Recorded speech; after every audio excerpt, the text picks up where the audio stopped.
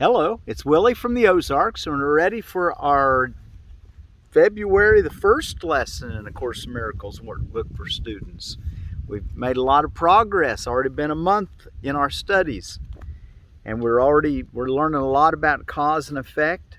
Today we have a really important one, kind of a continuation from yesterday. I have invented the world I see. That's why you're not a victim of the world you see, because you're the one that made it. I have invented the world I see. Today we're continuing to develop the theme of cause and effect. You are not the victim of the world you see because you invented it. You can give it up as easily as you made it up. You will see it or not see it as you wish. While you want it, you will see it. When you no longer want it, it will not be there for you to see. The idea for today, like the preceding ones, applies to your inner and outer worlds, which are actually the same. However, since you see them as different, the practice periods for today will again include two phases. One involving the world you see outside you, and the other the world you see in your mind. In today's exercises, try to introduce the thought that both are in your own imagination. Again, that's a key idea, isn't it? That both the inner and the outer world are in our imagination. What power we have when we imagine, huh? So we want to decide which teacher to listen to.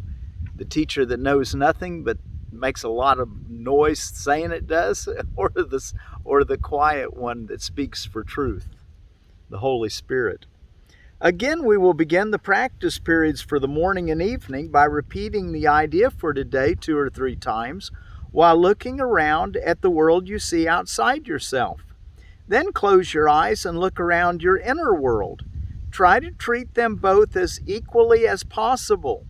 Repeat the idea for today unhurriedly, as often as you wish, as you watch the images your imagination presents to your awareness. For the 2 longer practice periods, 3 to 5 minutes are recommended, with not less than 3 required. More than 5 can be utilized if you find the exercises restful.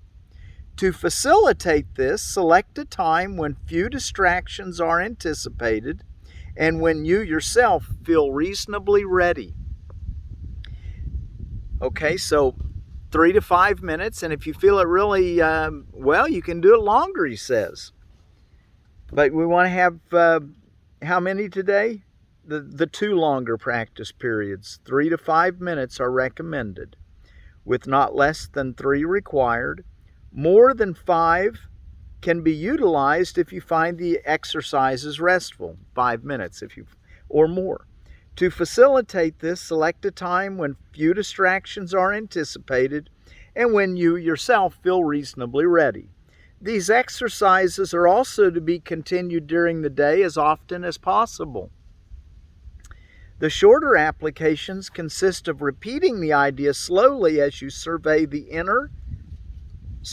either your inner or outer world. It does not matter which you choose. The idea for today should be applied immediately to any situation which may distress you. Apply the idea by telling yourself, I have invented this situation as I see it. I have invented this situation as I see it. That might be a nice thing to write on your card. Or just remember that you can use different forms of the initial idea of the I have invented the world I see, and put that on your card at least. All right, if you're using a card. You may have another way, or you may not need it. I just find it real helpful to me. Okay, I have invented the world I see.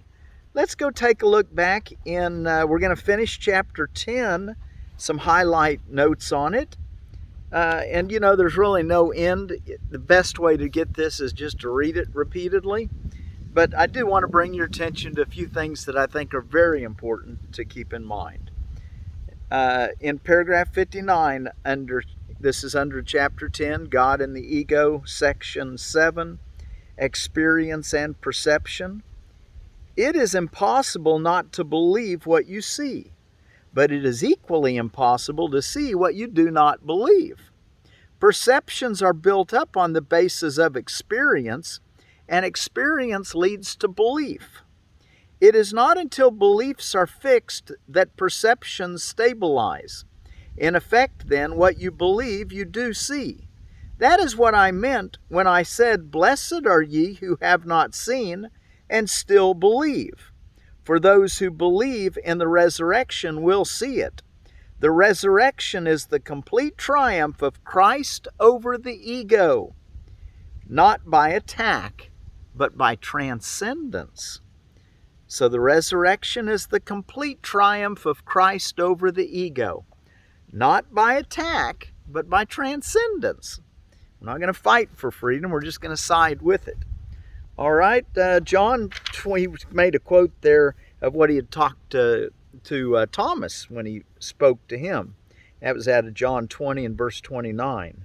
Blessed are you who have not seen and still believe. In paragraph 63, the God of the crucifixion demands that he crucify, and his worshipers obey. In his name they crucify themselves, believing that the power of the Son of God is born of sacrifice and pain. The God of the resurrection demands nothing, for he does not will to take away. He does not require obedience, for obedience implies submission. He would only have you learn your own will and follow it, not in the spirit of sacrifice and submission, but in the gladness of freedom. Resurrection, this is 64. Resurrection must compel your allegiance gladly, because it is the symbol of joy. Its whole compelling power lies in the fact that it represents what you want to be. The freedom to leave behind everything that hurts you and humbles you and frightens you cannot be thrust upon you, but it can be offered you through the grace of God, and you can accept it by his grace, for God is gracious to his Son, accepting him without question as his own. In 65, you will not find peace until you have removed the nails from the hands of God's Son and taken the last thorn from his forehead. Doesn't matter whether that attack or that appearance of guilt, that's what the nails and the thorns are representative of, the belief in guilt. Well, you can't find your way to God as long as you are still crucifying yourself or others, until you've removed even the last thorn from your forehead, from your brother's forehead. The love of God surrounds his Son, whom the God of the crucifixion condemns. Teach not that I died in vain. Teach rather that I did not die, by demonstrating that I live in you. Paragraph 68, God's Son is saved. Bring only this awareness to the sonship, and you will have a part in the redemption as valuable as mine. For your part must be like mine if you learn it of me. If you believe that yours is limited, you are limiting mine.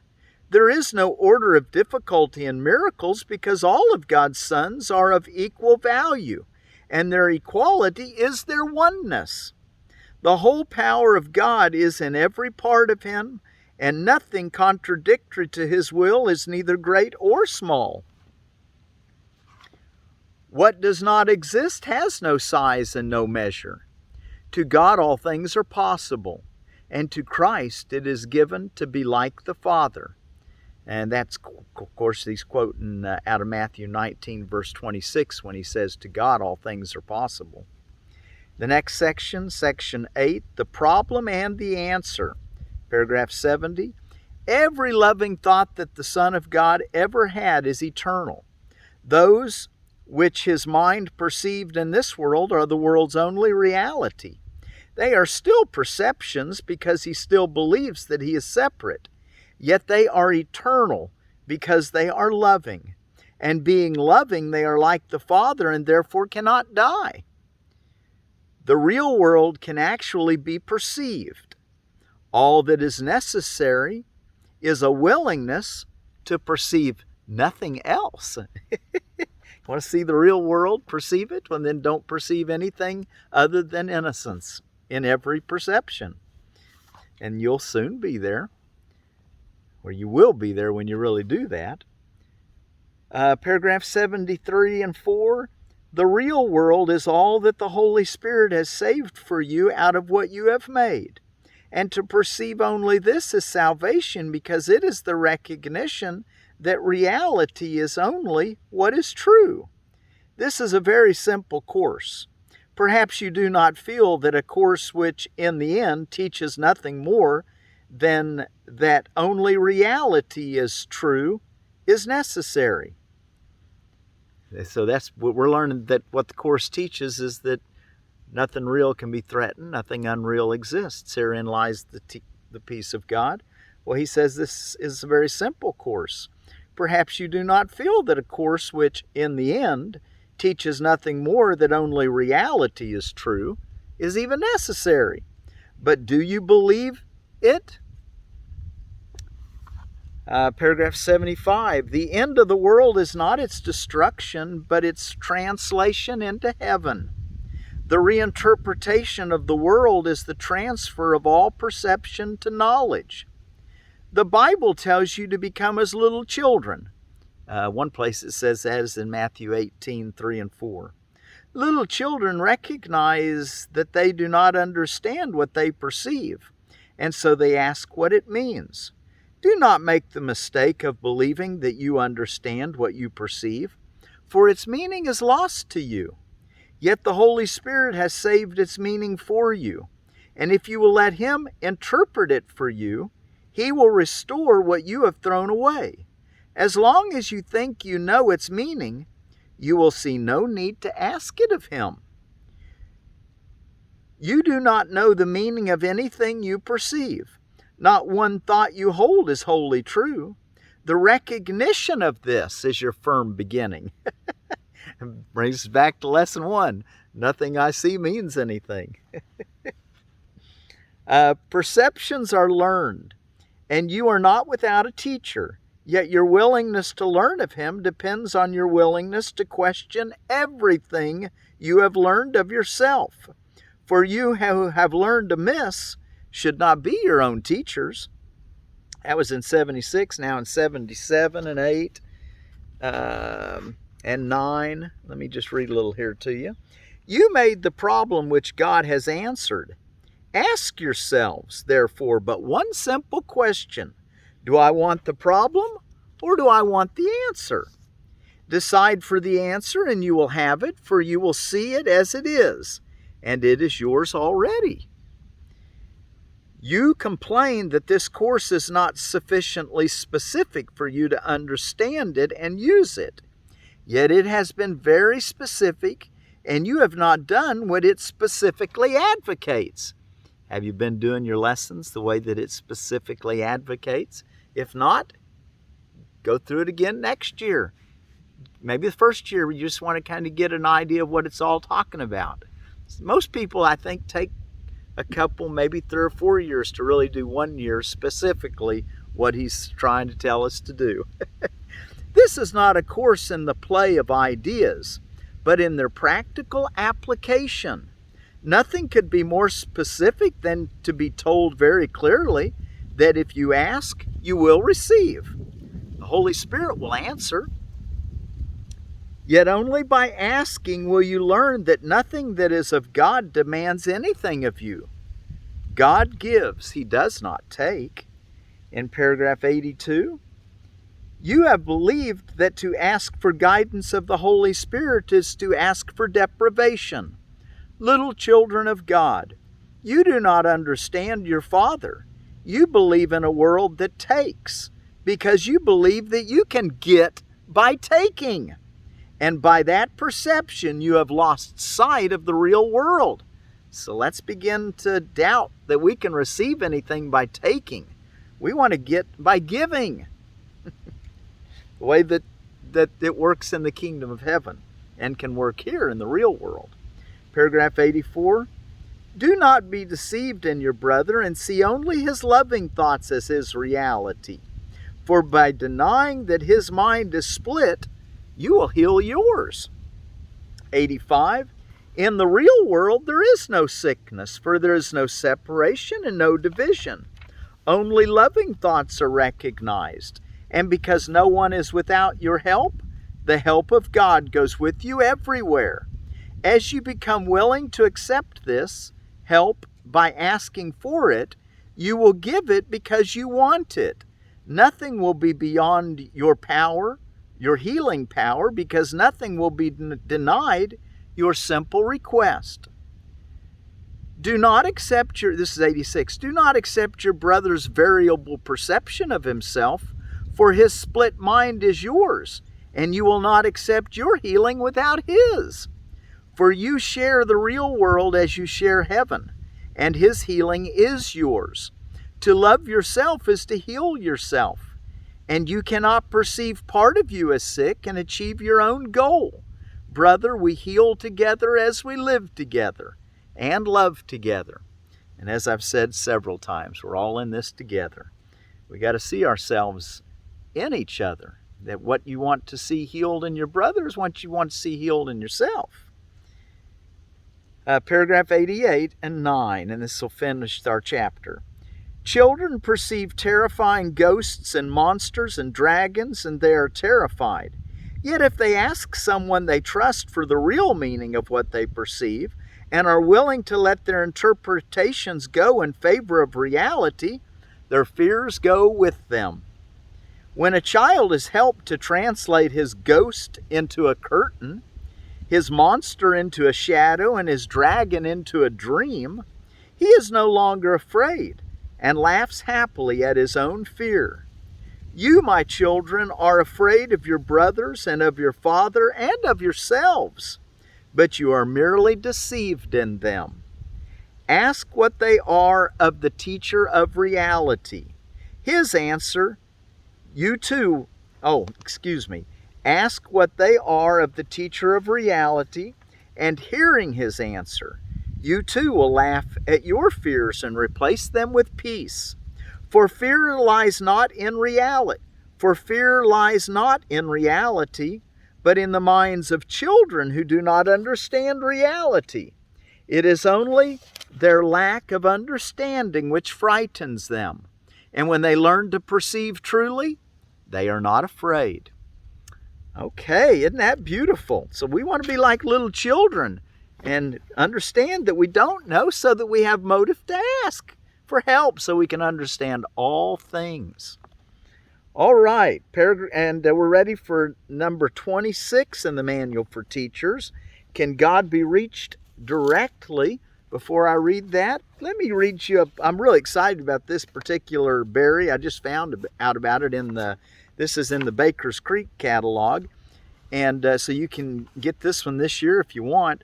And it's called the Sweetheart Cherry Tomato. I've always planted the Super Sweet 100s, which is a hybrid, and I haven't liked that, but that's what's usually available.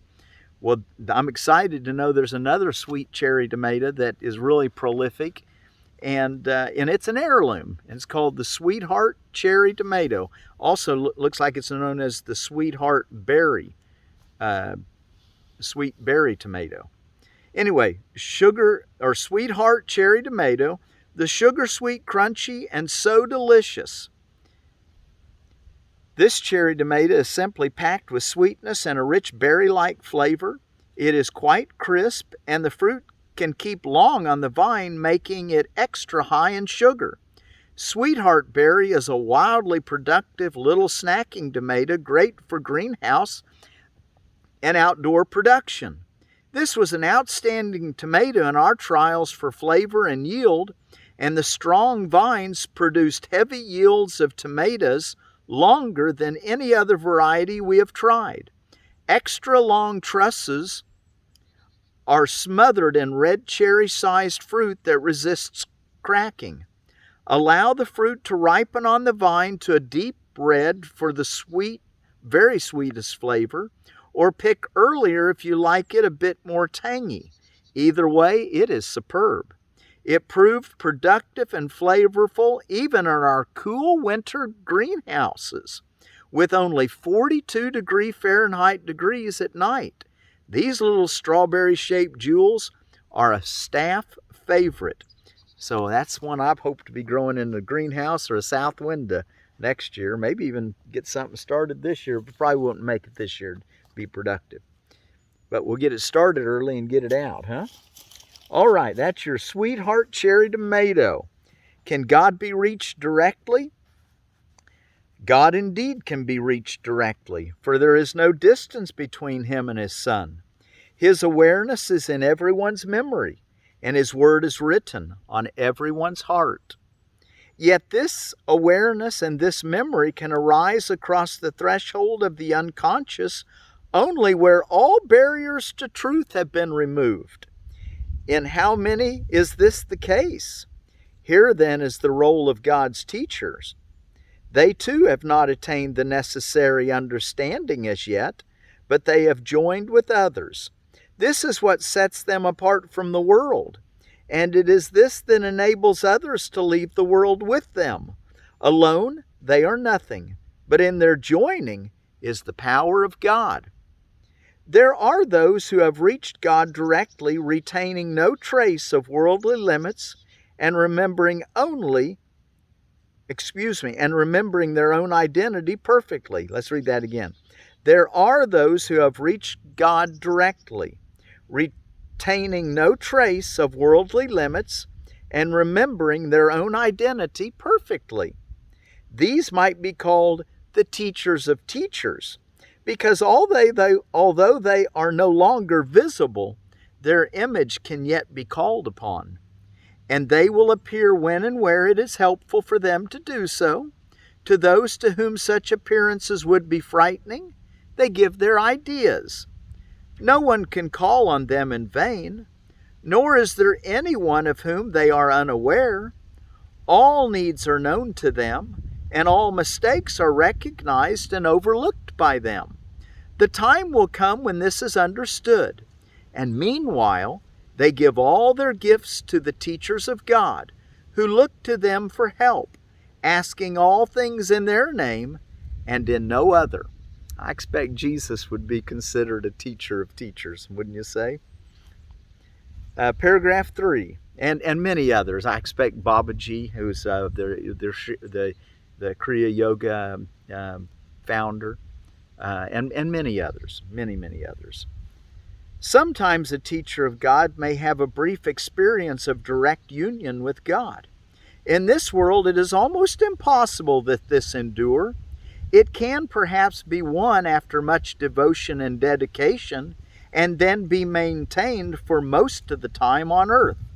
But this is so rare that it cannot be considered a realistic goal. That's surprising, isn't it? If it happens, so be it. If it does not happen, so be it as well. All worldly states must be illusory. If God were reached directly in sustained awareness, the body would not be long maintained. Those who have laid the body down merely to extend their helpfulness to those remaining behind are few indeed. And they need helpers who are still in bondage and still asleep, so that by their awakening can God's voice be heard. Isn't that beautiful to know that even in our awakening, since we're asleep, and even in our awakening, we're being teachers of God? Do not despair then because of limitations. It is your function to escape from them, but not to be without them. If you would be heard by those who suffer, you must speak their language. If you would be saviors, you must understand what needs to be escaped. Salvation is not theoretical. Behold the problem, ask for the answer, and then accept it when it comes. Nor will its coming be long delayed. All the help you can accept will be provided, and not one need you have will not be met. Let us not then be too concerned with goals for which you are not ready. God takes you where you are and welcomes you. What more could you desire when this is all you need? Isn't that beautiful? Okay, and so today I have invented the world I see.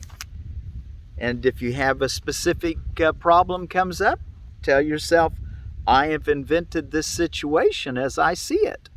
Take longer, at least 3, maybe 5 or even more minutes if you're finding it enjoyable, to sit in the silence morning and the evening and just repeat to yourself slowly as things cross you, as your imagination presents what it wants to show you those images.